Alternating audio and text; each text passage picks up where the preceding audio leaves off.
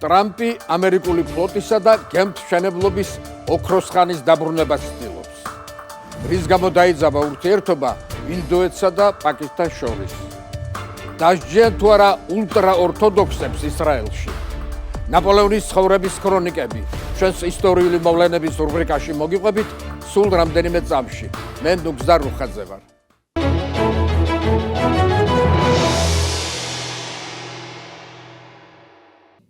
გამარჯობა.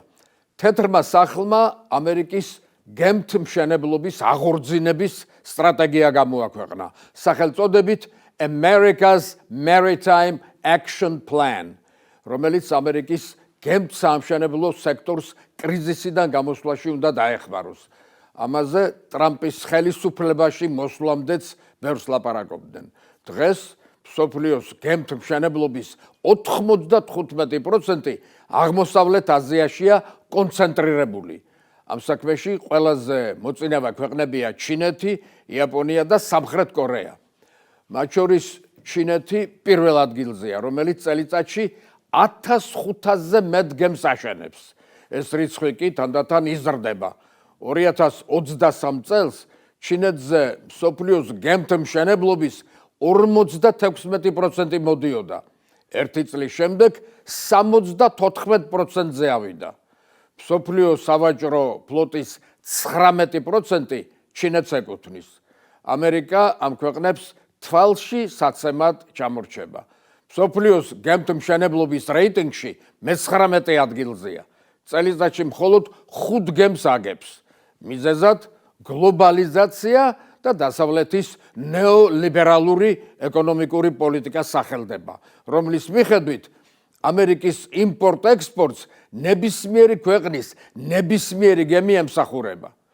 გადამზიდი კომპანიები ცხადია, გემების აშენებლად და საექსპლუატაციოდ დაბალ ფასებს ეძებენ. გარდა ამისა, ისევე როგორც მრეწველობისა და ვაჭრობის სხვა სექტორებში, აქაც ამერიკის გადამზიდი და გემთმშენებელი კომპანიები, რომელიც ამერიკულ შრომას იყენებს, რეგულაციებსა და საგადასახადო კანონებს ზუსტად იცავს და შესაბამისად კონკურენციას ვერ უწევს აზიურ კომპანიებს. ამის გარდა აზიური ქვეყნები გემთმშენებლობის დარგის მოდერნიზაციისთვის დიდ ინვესტიციებს ახორციელებს, რასაც ვერ ვიტყვით ამერიკაზე. ახალი გეგმით ტრამპის ადმინისტრაციას ამ ხარვეზების გამოსწორება სურს. რეფორმის 42 გეგმა 4 კომპონენტისგან შედგება. პირველი, გემთმშენებლობის ცენტრალური დეპარტამენტის შექმნა, რომელიც არსებული ამერიკული გემთმშენებელი ქარხნების მოდერნიზაციას დააჩქარებს, სახელმწიფო დაფინანსების გაფართოებასა და ამ სექტორში კერძო ინვესტიციების მოზიდვას შეუწყობს ხელს. ამ მიზნით თანხების მოსაზიდად თეთრი სახლი რეკომენდაციას იძლევა, რომ ამერიკულ პორტებში შემოსული უცხოური წარმოების გემებს გაზრდილი გადასახადები დაეკისროს, რომლის წყალობით 10 წლის განმავლობაში სახელმწიფომ შეიძლება $1.5 ტრილიონამდე შემოსავალი მიიღოს.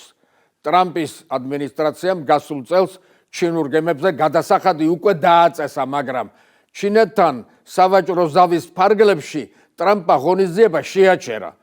გეგმის მეორე კომპონენტი განათლებისა და სამუშაო ძალის მომზადების სისტემის რეფორმას გულისხმობს, რომლის შედეგი ის უნდა იყოს, რომ ამერიკული სავაჭრო ფლოტი ამერიკელმა გემთმშენებლებმა ააშენონ და ეკიპაჟი ამერიკელი მეზღვაურებით დაკომპლექტდეს.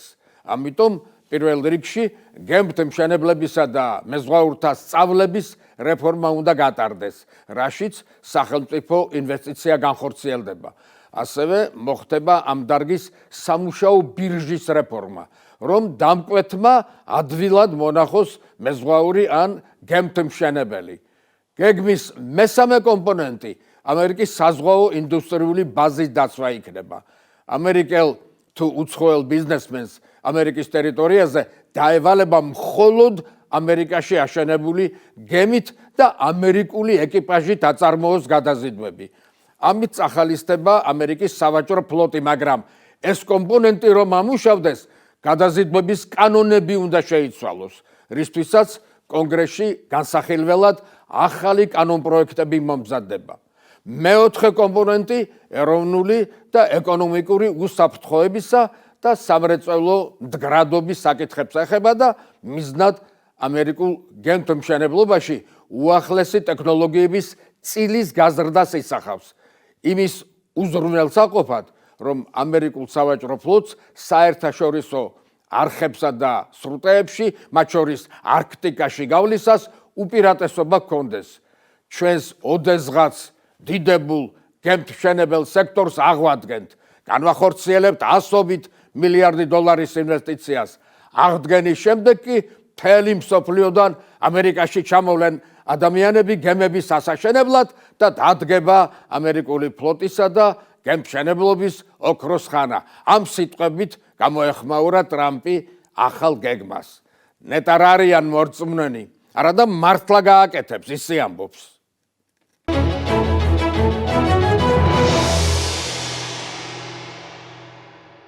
გაეროს ახალი ანგარიშის მიხედვით მსოფლიოში წყლის მარაგი იწურება, რაც შესაძლოა გლობალური კატასტროფით დამთავრდეს.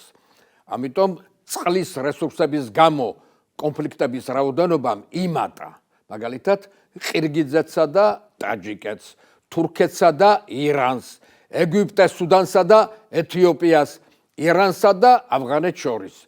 ზოგი ქვეყანა წყალს იყენებს როგორც პოლიტიკური ზეწოლის იარაღს. მაგალითად, ამერიკა მექსიკას მდინარე კოლორადოს გადაკეტვით ემუქრება ხოლმე. წყლის რესურსის შემცირების მიზეზი მრავალფეროვანია.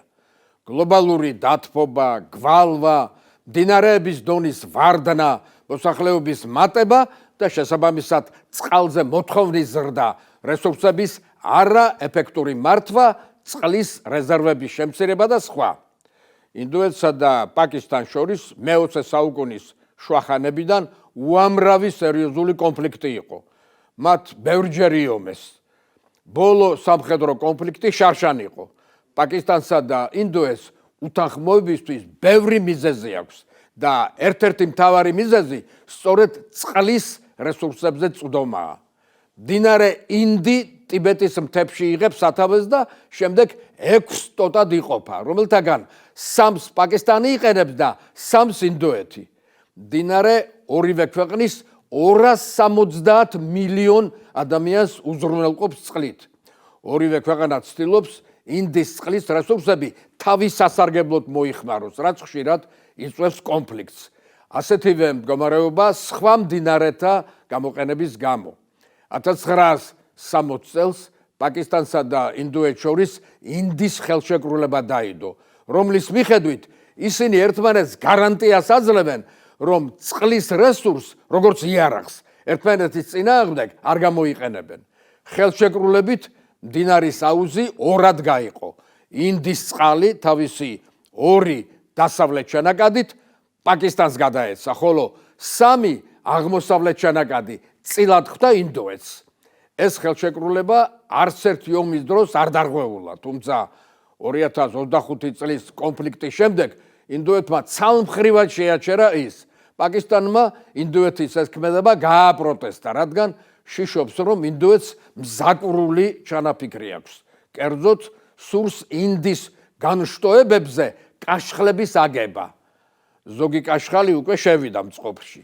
ერთ-ერთი ის მშენებლობაზე პაკისტანმა ინდოეთს თანხმობა მისცა, თუმცა ახალ კაშხლებზე არა. პაკისტანს ასევე არ მოსწონს ჩენაბის მდინარეზე კაშხლების მშენებლობა. ჩენაბი წლების განმავლობაში კონფლიქტის მიზეზი იყო ინდოეთსა და პაკისტანს შორის. ეს 974 კილომეტრიანი მდინარე ინდოეთის რეგიონების ჯამუსა და ქაშმირის გავლით პაკისტანში მიედინება, სადაც მდინარე ინდის უერთდება. მოგეხსენებათ, ქაშმირი ამ ორ ქვეყანას შორის დაპირისპირების საგანია. აქ დღემდე დაუდგენელია პაკისტანსა და ინდოეთს შორის საზღვრები. ინდოეთმა მდინარე ჩენაბზე უკვე ააშენა ბაგლიჰარის კაშხალი, რომელიც ენერგეტიკული და გეოპოლიტიკური იარაღია ინდოეთის ხელში. იგი მნიშვნელოვან გავლენას ახდენს რეგიონულ უსაფრთხოებასა და ინდოეთ-პაკისტანის ურთიერთობაზე. ინდუეთს მდინარე ჩენაბზე კიდევ 4 კაშხლის აგება სურს. სავალკოტის კაშხლის მშენებლობა წელს უნდა დამთავრდეს. დანარჩენების კი 2-3 წელიწადში. პაკისტანი ამ გეგმით ძალიან შეშფოთებულია, რადგან მათი აშენებით შეიძლება წყლის რესურსის გარეშე დარჩეს. პაკისტანის ხელმძღვანელობა საერთაშორისო აქტორების გამოყენებით დიპლომატიურ ზეწოლას ახორციელებს ინდუეთზე. პაკისტანის მთავრობამ ინდუეთს გაეროში უჩივლა და საერთაშორისო თანამეგობრობას ჩარევისკენ მოუწოდა. ასევე ორ ქვეყანას შორის მინისტერიალი გაიმართა, სადაც პაკისტანმა პროტესტი გამოთქვა. ჩვენ მტკიცედ გვაქვს გადაწყვეტილი ინდუეთთან დავები დიალოგისა და საერთაშორისო სამართლებრივი მექანიზმების მეშვეობით მშვიდობიანად მოვაგვაროთ, მაგრამ გსურს კიდევ ერთხელ გავიმეოროთ, რომ ჩვენი ხალხის წყალზე საციცოცხლოდ მნიშვნელოვან უფლებებს არასდროს დავთმობთ, განაცხადა პაკისტანის საგანეო საქმეთა მინისტრმა. ინდუეთის მთავრობა კი დათმობაზე არ მიდის და ამბობს, რომ კაშხლების მშენებლობა ინდის ხელშეკრულებას არ არღვევს და არ დააზიანებს პაკისტანს. მსოფლიო ექსპერტები შიშობენ, რომ ისლამაბადი ყველაფერზე არის წამსვლელი, რომ მის ტერიტორიაზე გამავალ 3 განშტოებას წყალი არ მოაკლდეს. საქმე შესაძლოა ბირთვული იარაღის გამოყენების მუქარამდეც კი მივიდეს.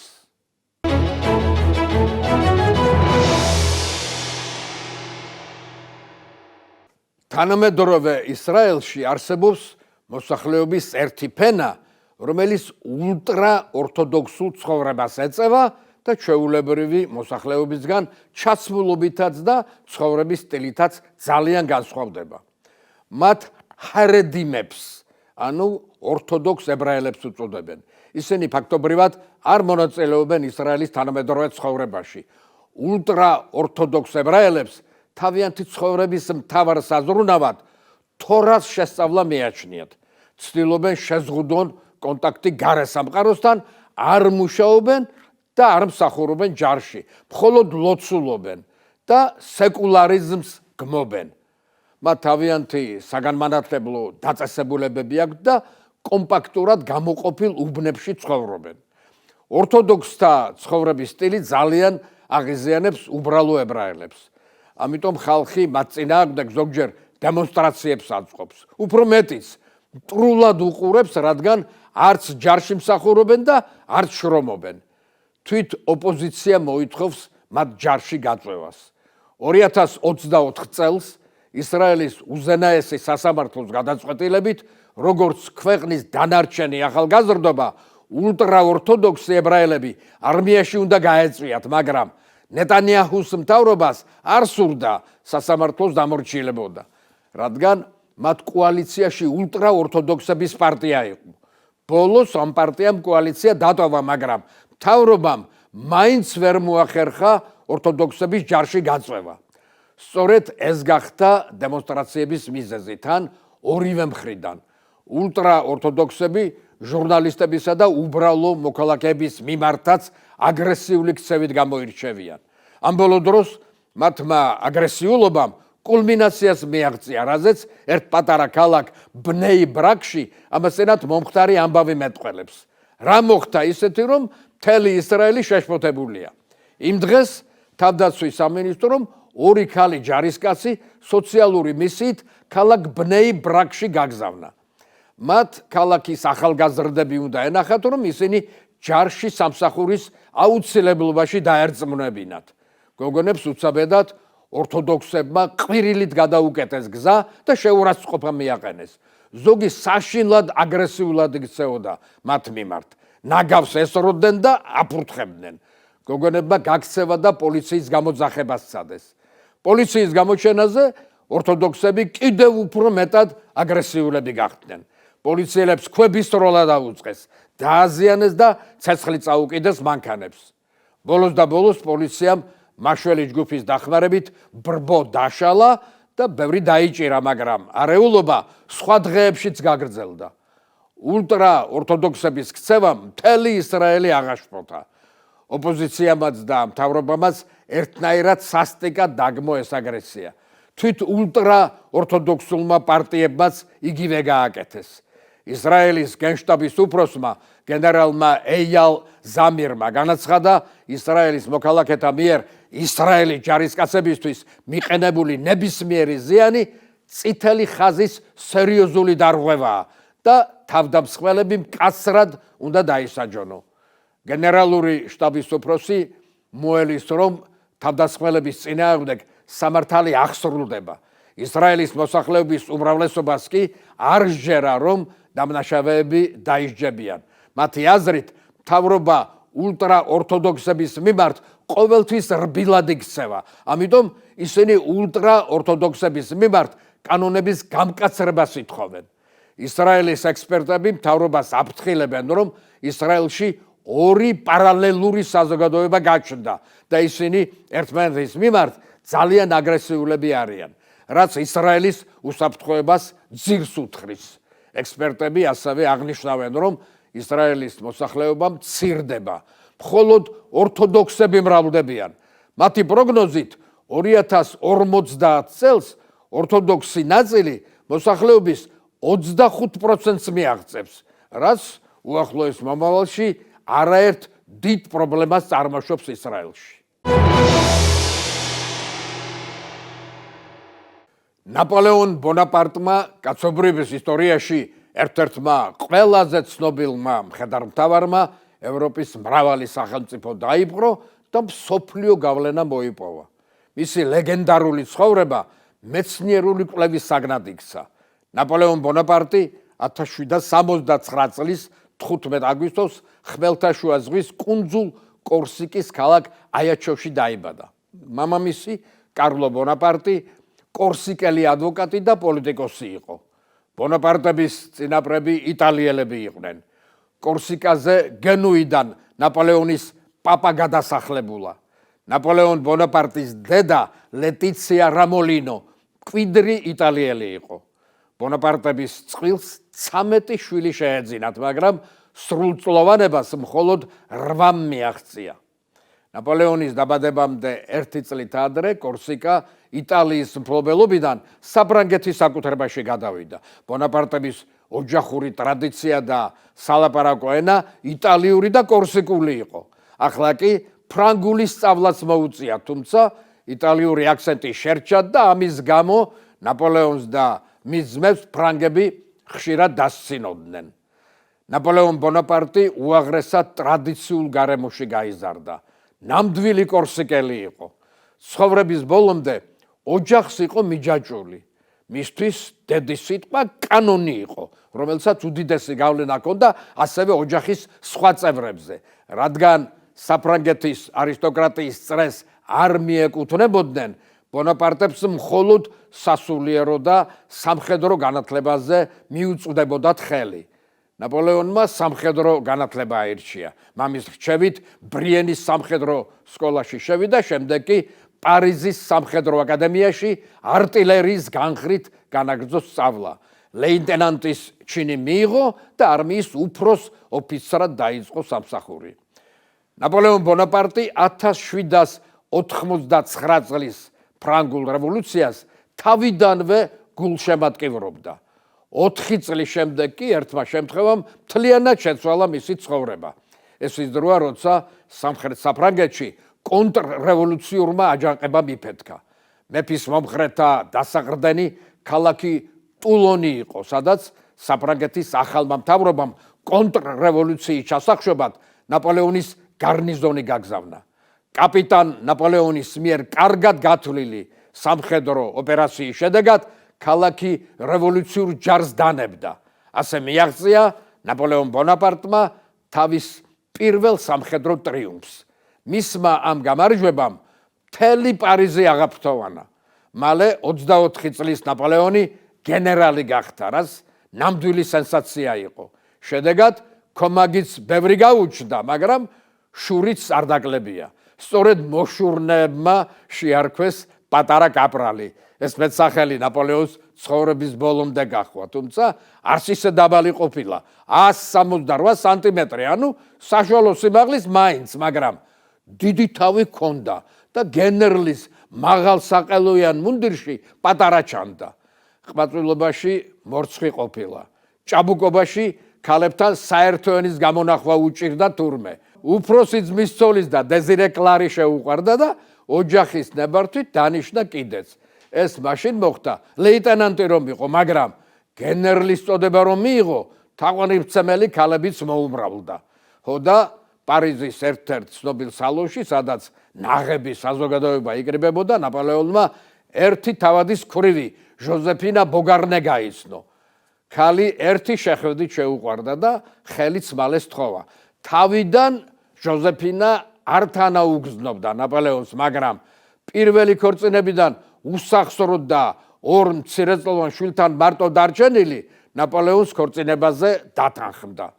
ქორწინებით უკმაყოფილო დარჩა ნაპოლეონის ოჯახი. არ უნდოდათ ორშვილიანი ქვრივი ქალი და ნაპოლეონზე 6 წლით უფროსი.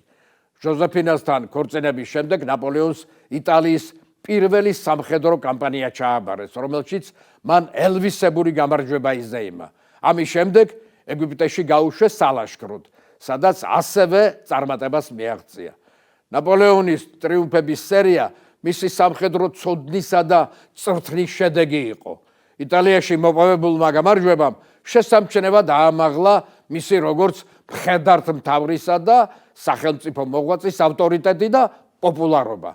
ჯარისკაცები აღმერთებდნენ მას, რადგან ვაჟკაცობითაც გამოირჩეოდა და სამართლიანობითაც. ერთხელ თურმე საგუშაგოზე მძინარე ჯარისკაც შეუსწრო და დასჯის ნაცვლად ყაზარმაში გაუშვა.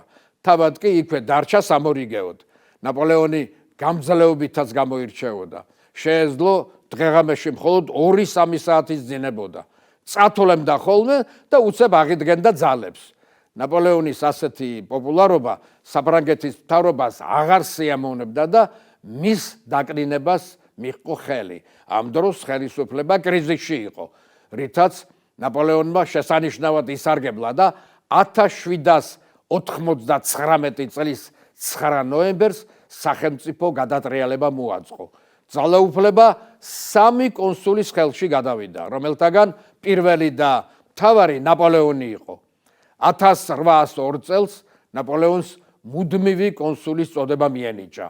2 წლის შემდეგ მან საფრანგეთი იმპერიად, საკუთარი თავი კი იმპერატორად გამოაცხადა. მონარქად კურთხევის შემდეგ ნაპოლეონმა მთელი ევროპის დაპყრობა მოინდომა და მიზნის განსახორციელებლად შესაბამისი სამხედრო კამპანიები მოაწყო. დაიპყრო იტალია, გერმანია, ესპანეთი და პოლონეთი. ნაპოლეონის მხედართმთავრულმა ნიჭმა აუსტერლიცის ბრძოლის დროს გაიბწყინა, როცა ავსტრიულ-რუსული გაერთიანებული არმია დაამარცხა. უნდა ითქვას, რომ მისი ტრიუმფი მხოლოდ სამხედრო სტრატეგიის ცოდნაზე არ იყო დამყარებული, მას მართვის შესანიშნავი ნიჭიც აღმოაჩნდა. ნაპოლეონმა მისი დროის ყველაზე ნიჭიერი გენერლები და მარშლები შემოიკრიბა ირგვლივ. აღსანიშნავია, რომ იმ სამხედრო ელიტის უმრავლესობა თავადაზნაურები კი არა, დაბალი წრიდან იყო გამოსული. მაგალითად, მიურატი მიკიტნიშვილი იყო, ჟან-ლანი გლეხის, შარლ ნიკოლა უდინო ვაჭრის, პიერ ოჟერო სერვისის სფეროდან და ასე შემდეგ. ეს მარშლები ცნობილ ოფიცრებად რევოლუციამ აქცია. ნაპოლეონმა სახელმწიფოს მართვის შესანიშნავი უნარიც გამოამჟღავნა. მან პირველმა ჩაატარა რეფორმა სამთავრობო ბიუროკრატიის სტრუქტურებში, დაწერა და დააკანონა საფრანგეთის ადმინისტრაციული კოდექსი, რომელიც მცირე შესწორებებით დღემდე მოქმედებს. განსაკუთრებული ყურადღება დაუთმო პროფესიული არმიების შექმნას. ხელი შეუწყო ევროპის საერთაშორისო მეტრულ სისტემაში გაერთიანებას. მოდების მოკარნახეც აღმოჩნდა. ორკუთხა ქუდს იხურავდა გარდიგარდმო. ჟოზეფინას ქალის პირველი მაჯისაათი აჩუქა. მანამდე ქალები ბეჭდებსა და ვეერებში ატარებდნენ საათს. ჟოზეფინამ ნაპოლეონს მემკვიდრე ვერ გაუჩინა და 1809 წელს ისინი ერთმანეთს დაშორდნენ, რის შემდეგ ნაპოლეონი პრინცესის ზებნას შეუდგა. ევროპის არისტოკრატიასთან სურდა დანათესავება. ჯერ რუსეთის იმპერატორის ალექსანდრე პირველის დასთხოვა ხელი, მაგრამ უარი მიიღო. ბოლოს ავსტრიის ერცჰერცოგის ქალიშვილი მარი ლუიზა შეირთო ცოლად. ქორწინებას ტახტის მემკვიდრის ნაპოლეონ მეორის გაჩენა მოჰყვა. ნაპოლეონის პირად ცხოვრებაზე, ამბიციებზე, საბრძოლო გამარჯვებებსა და მარცხზე მომდევნო გადაცემაში მოგიყვებით. დღეს ასე დავამთავრებ. მადლობა ყურადღებისთვის. მე ნუგზარ უხაძე ვარ და მომავალ შაბათს ისევ გეწვევით. ნახვამდის.